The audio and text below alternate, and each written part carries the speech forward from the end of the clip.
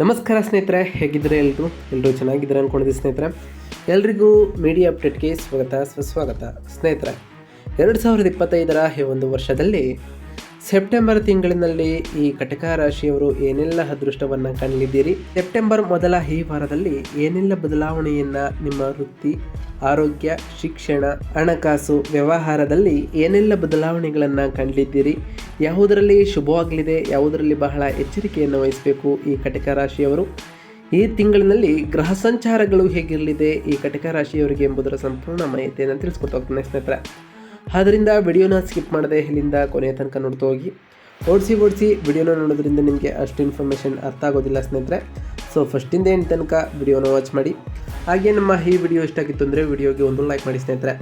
ಯಾರಿನ್ನೂ ಚಾನಲ್ನ ಸಬ್ಸ್ಕ್ರೈಬ್ ಮಾಡ್ಕೊಂಡಿಲ್ಲ ಅವರು ಈಗಲೇ ಸಬ್ಸ್ಕ್ರೈಬ್ ಮಾಡ್ಕೊಳ್ಳಿ. ಸಬ್ಸ್ಕ್ರೈಬ್ ಮಾಡಿಕೊಂಡು ಪ್ರತಿನಿತ್ಯ ವಿಡಿಯೋನ ವಾಚ್ ಮಾಡ್ತಿರೋರಿಗೆ ಥ್ಯಾಂಕ್ ಯು ಸೋ ಮಚ್ ಅಂತ ಹೇಳ್ತಾ, ಇನ್ನು ತಡ ಮಾಡೋದು ಬೇಡ ಸ್ನೇಹಿತರೆ. ಸೆಪ್ಟೆಂಬರ್ನಲ್ಲಿ ಕಟಕ ರಾಶಿಯವರಿಗೆ ಗ್ರಹ ಸಂಚಾರಗಳು ಹೇಗಿರಲಿದೆ ಅಂತ ಮೊದಲನೇದಾಗಿ ನೋಡ್ತಾ ಬರೋಣ ಸ್ನೇಹಿತರೆ. ಸೂರ್ಯ ಮತ್ತು ಬುಧ ಗ್ರಹದ ವಿಚಾರಕ್ಕೆ ಬರೋದಾದರೆ, ಮೊದಲನೇದಾಗಿ ಸೂರ್ಯನು ಸೆಪ್ಟೆಂಬರ್ 17ರಂದು ಕನ್ಯಾ ರಾಶಿಗೆ ಅಂದರೆ 3ನೇ ಮನೆಗೆ ಪ್ರವೇಶಿಸುತ್ತಾನೆ.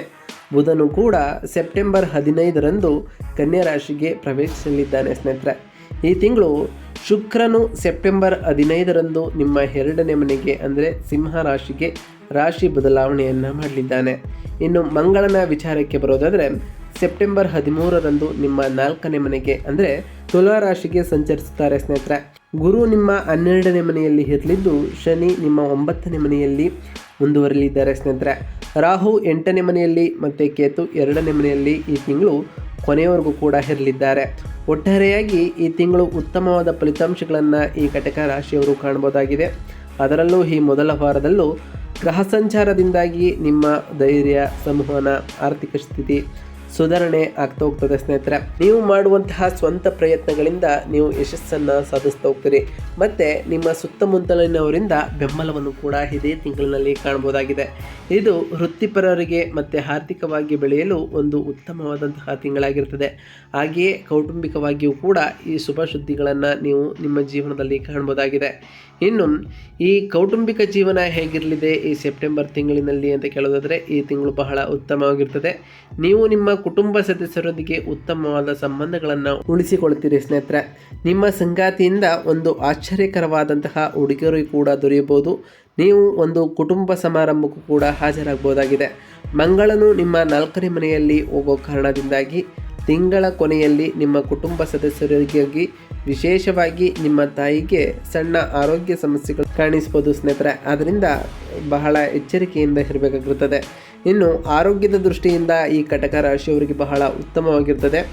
ಆದರೆ ನಿಮ್ಮ ಚರ್ಮ ಮತ್ತು ಅಲರ್ಜಿಗೆ ಸಂಬಂಧಪಟ್ಟಂತಹ ಕೆಲವು ಆರೋಗ್ಯ ಸಮಸ್ಯೆಗಳು ಕಾಡ್ಬೋದು. ಮಂಗಳನು 4ನೇ ಮನೆಗೆ ಹೋಗೋ ಕಾರಣದಿಂದಾಗಿ ವಿಶೇಷವಾಗಿ ಕೊನೆಯ 2 ವಾರಗಳಲ್ಲಿ ಡ್ರೈವಿಂಗ್ ಮಾಡುವಾಗ ಬಹಳ ಜಾಗರೂಕರಾಗಿ ನೀವು ಇರಬೇಕಾಗಿರ್ತದೆ.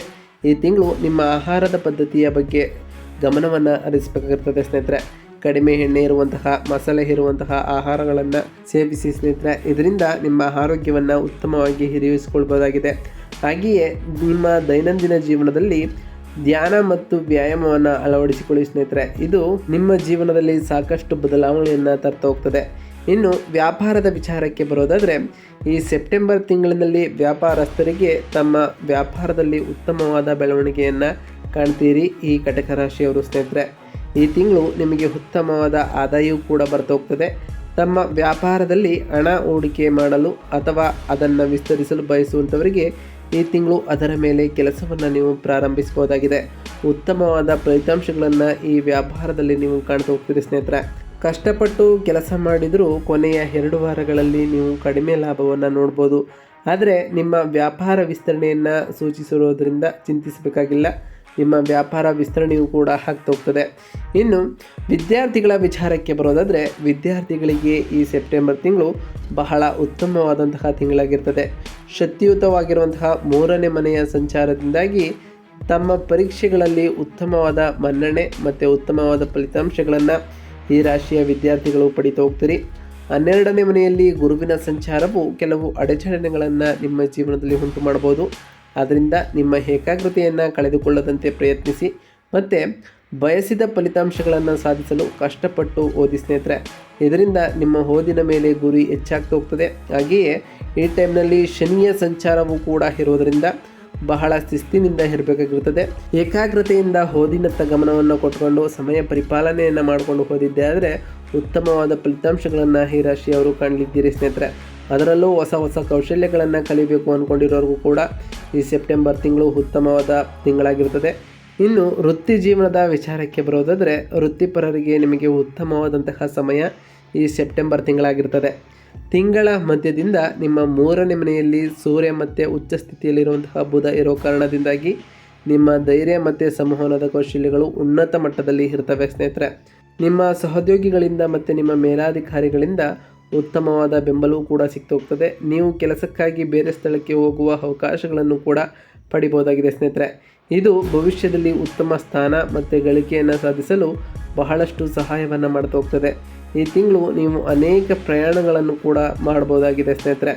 ಇನ್ನು ಆರ್ಥಿಕ ವಿಚಾರದಲ್ಲಿ ಏನೆಲ್ಲ ಬದಲಾವಣೆಯನ್ನು ಕಾಣಲಿದ್ದೀರಿ ಈ ಕಟಕ ರಾಶಿಯವರು ಅಂತ ಕೇಳೋದಾದರೆ, ಆರ್ಥಿಕವಾಗಿ ಈ ಸೆಪ್ಟೆಂಬರ್ ತಿಂಗಳಿನಲ್ಲಿ ನಿಮಗೆ ಅದ್ಭುತವಾದಂತಹ ತಿಂಗಳು ಇದಾಗಿರ್ತದೆ ಸ್ನೇಹಿತರೆ. ನಿಮ್ಮ 2ನೇ ಮನೆಯಲ್ಲಿ ಶುಕ್ರನ ಸಂಚಾರವು ಸೆಪ್ಟೆಂಬರ್ 15ರಂದು ಆಗುವ ಕಾರಣ ಉತ್ತಮವಾದ ಆದಾಯವನ್ನು ನೀವು ಕಾಣ್ತಾ ಹೋಗ್ತೀರಿ ಮತ್ತು ಕೆಲವು ಅನಿರೀಕ್ಷಿತವಾದ ಲಾಭಗಳನ್ನು ಕೂಡ ಈ ತಿಂಗಳಿನಲ್ಲಿ ನೀವು ಕಾಣ್ಬೋದಾಗಿದೆ ಸ್ನೇಹಿತರೆ. ನೀವು ನಿಮ್ಮ ವೈಯಕ್ತಿಕ ಅಗತ್ಯಗಳು ಮತ್ತು ಐಷಾರಾಮಿ ವಸ್ತುಗಳ ಮೇಲೆ ಹೆಚ್ಚು ಹಣವನ್ನು ಖರ್ಚು ಮಾಡುವಂತಹ ಚಾನ್ಸಸ್ ಬರ್ಬೋದು. ಹೂಡಿಕೆಗಳು ಮತ್ತು ಖರೀದಿಗಳಿಗೆ ವಿಶೇಷವಾಗಿ ಕೊನೆಯ 2 ವಾರಗಳಲ್ಲಿ ಉತ್ತಮವಾದಂತಹ ತಿಂಗಳಾಗಿರುತ್ತದೆ. ಈ ಟೈಮ್ನಲ್ಲಿ ನೀವು ಹೂಡಿಕೆ ಮತ್ತು ಖರೀದಿಯನ್ನು ಮಾಡ್ಬೋದಾಗಿದೆ ಸ್ನೇಹಿತರೆ. ಒಟ್ಟಾರೆಯಾಗಿ ಈ ಸೆಪ್ಟೆಂಬರ್ ತಿಂಗಳು ಈ ಕಟಕ ರಾಶಿಯವರಿಗೆ ಒಂದಿಷ್ಟು ಸಕಾರಾತ್ಮಕವಾದ ಬದಲಾವಣೆಯನ್ನು ತಂದರೆ ಒಂದಿಷ್ಟು ಎಚ್ಚರಿಕೆಯ ಸೂಚನೆಗಳನ್ನು ಕೂಡ ನೀಡ್ತಾ ಹೋಗ್ತದೆ. ಆದ್ದರಿಂದ ಈ ರಾಶಿಯವರು ಬಹಳ ಎಚ್ಚರಿಕೆಯಿಂದ ಇರಿ. ಈ ತಿಂಗಳು ಸಕಾರಾತ್ಮಕವಾದ ಶಕ್ತಿಗಳನ್ನು ಹೆಚ್ಚಿಸಲು ಮತ್ತು ಸಣ್ಣ ಸವಾಲುಗಳನ್ನು ನಿವಾರಿಸಲು ನಾವು ತಿಳಿಸ್ಕೊಡುವಂತಹ ಸರಳ ಪರಿಹಾರಗಳನ್ನು ಮಾಡ್ತಾ ಹೋಗಿ ಸ್ನೇಹಿತರೆ. ಇದರಿಂದ ನಿಮ್ಮ ಜೀವನದಲ್ಲಿ ಸಾಕಷ್ಟು ಬದಲಾವಣೆಯನ್ನು ಕಾಣ್ತಾ ಹೋಗ್ತೀರಿ. ಮೊದಲನೇದಾಗಿ ರಾಹುವಿನ ಶಾಂತಿಗಾಗಿ 8ನೇ ಮನೆಯಲ್ಲಿ ರಾಹು ಇರೋದ್ರಿಂದ ಹಠಾತ್ ಅಡೆತಡೆಗಳನ್ನು ತಪ್ಪಿಸಲು ಪ್ರತಿದಿನ ದುರ್ಗಾ ಚಾಲಿಸವನ್ನು ಪಠಿಸಿ ಸ್ನೇಹಿತರೆ, ಅಥವಾ ದುರ್ಗಾ ಚಾಲಿಸವನ್ನು ಕೇಳಿ ಸ್ನೇಹಿತರೆ. ಇನ್ನು 4ನೇ ಮನೆಯಲ್ಲಿ ಮಂಗಳನು ಇರೋ ಕಾರಣ ಮನೆಯಲ್ಲಿ ಶಾಂತಿಯನ್ನು ಖಚಿತಪಡಿಸಿಕೊಳ್ಳಲು ಮತ್ತು ನಿಮ್ಮ ತಾಯಿಯ ಆರೋಗ್ಯವನ್ನು ಇನ್ನಷ್ಟು ಕಾಪಾಡಿಕೊಳ್ಳಲು ಪ್ರತಿ ಮಂಗಳವಾರದಂದು ಹನುಮಂತನಿಗೆ ಪ್ರಾರ್ಥನೆಯನ್ನು ಸಲ್ಲಿಸಿ ಸ್ನೇಹಿತರೆ. ಹನುಮಾನ್ ಚಾಲಿಸವನ್ನು ಪಠಿಸೋದ್ರಿಂದ ನಿಮ್ಮ ಧೈರ್ಯ ಶಾಂತಿ ವೃದ್ಧಿಯಾಗಲಿದೆ ಸ್ನೇಹಿತರೆ. ಇನ್ನು ಪ್ರತಿ ಗುರುವಾರದಂದು ಓಂ ಗುರುವೇ ನಮಃ ಎಂಬ ಮಂತ್ರವನ್ನು ಜಪಿಸಿ ಸ್ನೇಹಿತರೆ. ಹಾಗೆಯೇ ಖರ್ಚುಗಳನ್ನು ನಿರ್ವಹಿಸಲು ಮತ್ತು ನಿಮ್ಮ ಓದಿನ ಮೇಲೆ ಇರುವಂತಹ ಏಕಾಗ್ರತೆಯನ್ನು ಕಾಪಾಡಿಕೊಳ್ಳಲು ಗುರುವಾರದಂದು ದೇವಸ್ಥಾನದಲ್ಲಿ ಹಳದಿ ಬಣ್ಣದ ಸಿಹಿ ತಿಂಡಿಗಳನ್ನು ನಿಮ್ಮ ಕೈಲಾದಷ್ಟು ದಾನವನ್ನು ಮಾಡಿ ಸ್ನೇಹಿತರೆ. ಹಾಗೆಯೇ ಪ್ರತಿ ಶನಿವಾರದಂದು ಶನಿದೇವರ ಜಪವನ್ನು ಮಾಡಿ ಸ್ನೇಹಿತರೆ. ನಿಮಗೆ ಸಾಧ್ಯವಾದರೆ ಶನಿದೇವರ ದೇವಾಲಯಕ್ಕೆ ತೆರಳಿ ಶನಿದೇವರಿಗೆ ಪ್ರಿಯವಾಗಿರುವಂತಹ ಕಪ್ಪು ಎಳ್ಳಿನ ಬತ್ತಿಯನ್ನು ಹಚ್ಚೋದ್ರಿಂದ ಆ ಶನಿದೇವರ ಕೃಪೆಗೆ ನೀವು ಪಾತ್ರರಾಗಲಿದ್ದೀರಿ ಸ್ನೇಹಿತರೆ. ಅದರಿಂದ ಬಹಳ ಎಚ್ಚರಿಕೆಯಿಂದ ಇರಿ. ಹಾಗೆಯೇ ನೀವು ಅಂದುಕೊಂಡಿರುವಂತಹ ಕಾರ್ಯಗಳನ್ನು ಮಾಡ್ತಾ ಹೋಗಿ ಸ್ನೇಹಿತರೆ. ಇದಾಗಿತ್ತು ಇವತ್ತಿನ ಒಂದು ವಿಡಿಯೋ ಸ್ನೇಹಿತರೆ. ವಿಡಿಯೋ ಇಷ್ಟಾಗಿತ್ತು ಅಂದರೆ ವಿಡಿಯೋಗೆ ಒಂದು ಲೈಕ್ ಮಾಡಿ. ನಾವು ತಿಳಿಸ್ಕೊಟ್ಟಿರುವಂತಹ ಈ ಸರಳ ಪರಿಹಾರಗಳನ್ನು ನೀವು ಮಾಡಿದ್ದೆ ಆದರೆ ನಿಮ್ಮ ಜೀವನದಲ್ಲಿ ಸಾಕಷ್ಟು ಬದಲಾವಣೆಯನ್ನು ಕಾಣ್ತೀರಿ. ನೀವು ಅಂದುಕೊಂಡಿರುವಂತಹ ಕಾರ್ಯಗಳು ನಿರ್ವಿಘ್ನತೆಯಿಂದ ನಡೀತಾ ಹೋಗ್ತದೆ ಸ್ನೇಹಿತರೆ. ಹಾಗೆ ಕಮೆಂಟ್ನಲ್ಲಿ ಓಂ ಶನೈಶ್ವರಾಯ ನಮಃ, ಓಂ ಅಂಗರಾಯಕಾಯ ನಮಃ, ಓಂ ಗುರುವೇ ನಮಃ, ಓಂ ಲಕ್ಷ್ಮೀನಾರಾಯಣಾಯ ನಮಃ ಎಂದು ಕಮೆಂಟ್ ಮಾಡಿ ಸ್ನೇಹಿತರೆ. ಆ ಶನಿದೇವರು, ಗುರುದೇವ, ಮಂಗಳದೇವ ಹಾಗೆ ಲಕ್ಷ್ಮೀನಾರಾಯಣ ನಿಮಗೆ ಆಯುಷ್ಯ ಆರೋಗ್ಯ ಸಮೃದ್ಧಿಯನ್ನು ಕೊಟ್ಟು ಕಾಪಾಡಲಿ ಅಂತ ಆ ದೇವರಲ್ಲಿ ಕೇಳ್ಕೊಳ್ತಾ ಇವತ್ತಿನ ಒಂದು ವಿಡಿಯೋನ ಮುಗಿಸ್ತಿದ್ದೀನಿ ಸ್ನೇಹಿತರೆ. ಸಿಗ್ತೀನಿ ಮತ್ತೊಂದು ವಿಡಿಯೋದೊಂದಿಗೆ. Thank you for watching.